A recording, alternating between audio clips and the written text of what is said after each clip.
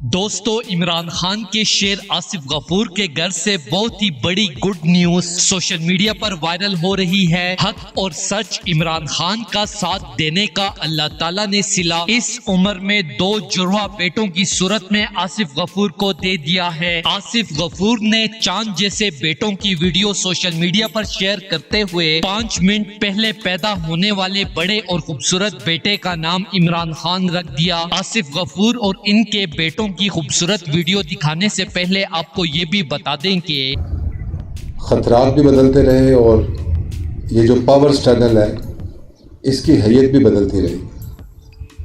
उस ज़माने में, शुरू के ज़माने में सरहदों से निकल के जंग हमारे अंदर के इलाकों में आ गई। अब फ़ौज अंदर के इलाकों में काम नहीं करती थी।